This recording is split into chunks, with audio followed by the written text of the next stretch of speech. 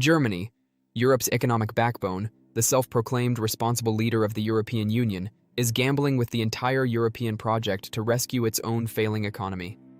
Everyone thinks Germany is the one keeping Europe stable. But the truth is, Germany is collapsing from the inside, and every move it makes to save itself is pushing the EU to the brink of collapse. Germany's economy is shrinking for the first time in a decade. Its factories are closing. Its trade surplus is evaporating. And to fix it, Germany is breaking every EU rule, abandoning its neighbors, and turning the single market into its own personal bailout fund. If Germany is supposed to be Europe's savior, why is it willing to destroy Europe just to save itself? This isn't some complex EU political puzzle. It's a simple story about a broken business model, one that worked for 30 years, but now can't survive without draining every other European country dry. Think of Europe as a neighborhood. Germany is the biggest house on the block, with a giant factory in its backyard. For decades, it made a deal. Everyone uses the same neighborhood currency, the euro, and everyone has to buy goods from Germany's factory. In return, Germany would be the banker that keeps the neighborhood stable. But the factory broke. The cheap power it relied on vanished.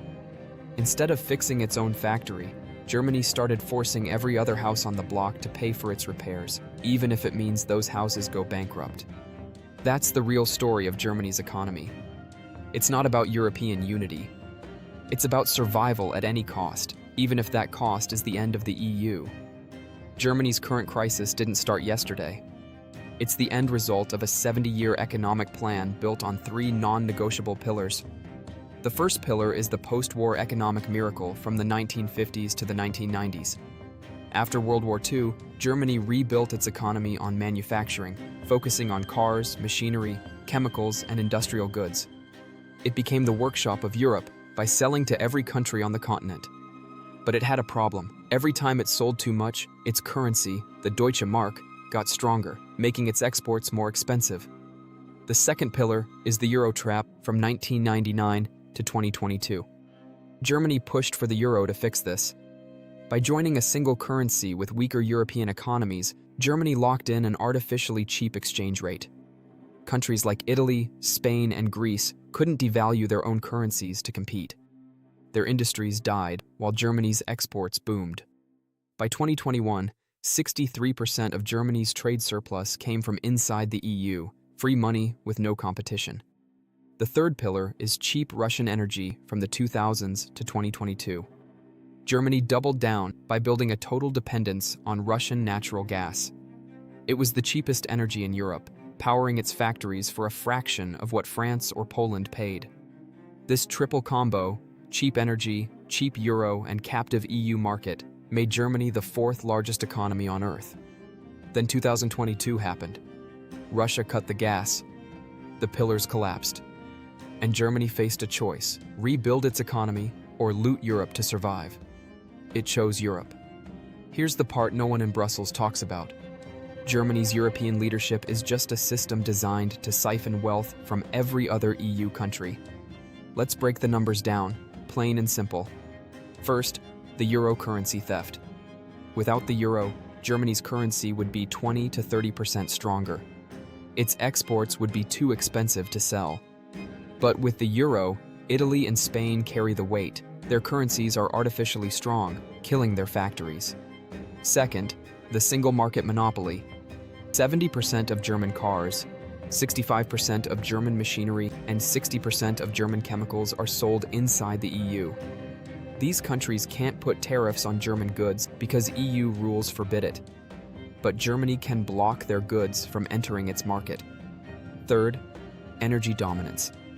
Before 2022, Germany paid 40% less for gas than Italy. It used that gap to undercut every other European factory. When gas prices spiked, Germany didn't share the pain. It hoarded the cheap energy for itself. This isn't trade. This is extraction. Germany built the EU rules to make itself rich, and now it's using those same rules to stay rich, even as the rest of Europe collapses. When Russia cut off gas, Germany's economy flatlined. Industrial production dropped 15% in 6 months. Small factories closed. Big manufacturers threatened to move to China or the US. Germany's response was a €200 billion energy and industry bailout, the largest in European history. That's more than the entire GDP of Greece, Portugal, and Ireland combined. And here's the kicker: it broke every EU state aid rule in the book. The EU bans countries from giving massive subsidies to their own industries because it ruins fair competition. But Germany did it anyway, and Brussels let it. Meanwhile, Germany forced the rest of the EU to stick to strict austerity rules. Italy couldn't spend €50 billion to save its factories. Spain couldn't subsidize its energy sector. Poland was banned from supporting its manufacturing. The result is brutal. German factories stay open. Polish, Hungarian, and Spanish factories shut down. Their best workers move to Germany for jobs. Their tax bases collapse. Their debts skyrocket. We saw this exact playbook in the 2010 Eurozone crisis. Germany forced Greece into brutal austerity, pensions cut by 30%, 25% of public workers fired, GDP shrank by 25%. Germany kept selling cars to Greece during the crisis and made record profits. Today, it's doing the same thing, but to the entire EU. Germany's selfish bailout isn't just hurting small countries, it's tearing the European Union apart from the inside. First, industrial hollowing out. Southern and Eastern Europe are losing their manufacturing bases. Without subsidies, they can't compete with Germany.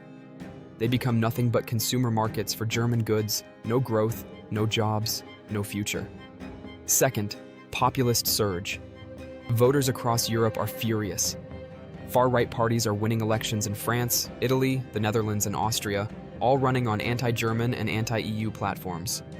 They promise to leave the euro, put up trade barriers, and stop paying for Germany's mistakes. Third, single market collapse. Countries are already breaking EU rules to survive. France is subsidizing its car industry. Poland is imposing trade barriers. The EU's core principle, free and fair trade, is dead. Fourth, euro existential crisis. If the single market fractures, the euro collapses. A euro breakup would destroy Germany's export model, but it would destroy Southern Europe first. Germany is gambling that Europe will fold before it has to change. The worst part is that Germany can't fix its economy without destroying Europe. It can't quit the euro, its exports would collapse overnight. It can't stop subsidizing its factories, they'd move to Asia. It can't share its wealth with Europe, German voters would overthrow the government. It can't rebuild its energy system fast enough, wind and solar won't replace Russian gas for 10 years. So Germany is trapped. And Europe is trapped with it. Every month, Germany takes more from Europe. Every month, Europe gets weaker. Every month, the EU gets closer to breaking. This isn't a temporary crisis. It's a permanent collapse of the system Germany built. Germany didn't build the European Union out of love for unity. It built the EU to make itself rich. For 30 years, that system worked. Now it's broken. And Germany is willing to burn the entire European project to the ground to keep its own lights on. The country that was once Europe's greatest hope is now its biggest risk. The question isn't whether Germany will keep risking Europe to save its economy. The question is, how much of Europe will be left when Germany is done?